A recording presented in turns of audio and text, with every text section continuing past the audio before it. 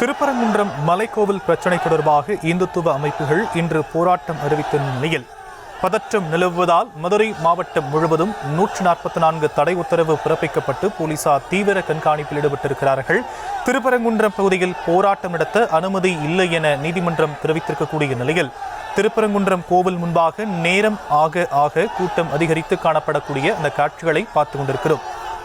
மதுரை பழங்கானத்தம் பகுதியில் இந்து முன்னணி அமைப்பினர் மாலை போராட்டம் நடத்த நீதிமன்றம் அனுமதி வழங்கியிருந்த நிலையில் தற்போது திருப்பரங்குன்றம் பகுதியில் போராட்டம் நடத்த அனுமதி இல்லை எனவும் நீதிமன்றம் தெரிவித்திருந்தது. நேரம் ஆக அந்த பகுதியில் கூட்டம் அலைமோதக்கூடிய காட்சிகளை பார்த்துக் கொண்டிருக்கிறோம். விவரங்களை செய்தியாளர் பாலமுருகன் வழங்க நாம் கேட்கலாம். பாலமுருகன், விரிவான விவரம்.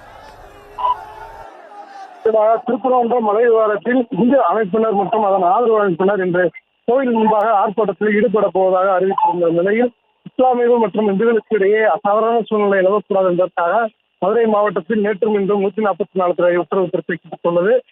காவல்துறையினர் பலத்த போலீஸ் பாதுகாப்பு 4000க்கும் மேற்பட்டோர் பாதுகாப்பு பணியில் ஈடுபட்டு வந்தார்கள்.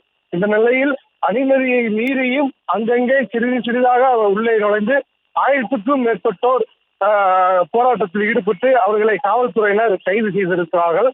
தொடர்ந்து தற்போது நீதிமன்றம் பழங்கானத்தம் பகுதியில் 5 to 6 போராட்டம் நடத்த அனுமதி வழங்கிய நிலையில் தொடர்ந்து திருப்பரங்குன்றம் கோயில் முன்பு 1000க்கும் மேற்பட்டோர் ஒன்று கூடி தற்போது போராட்டத்தில் ஈடுபட்டு வருகிறார்கள்.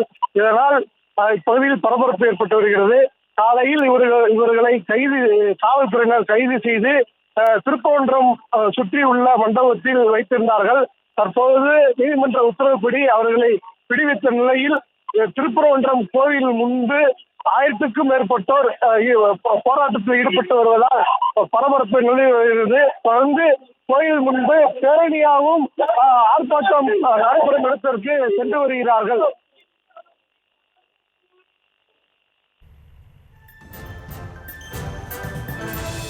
தற்போதைய விவரங்களுக்கு நன்றி பாலமுருகன்.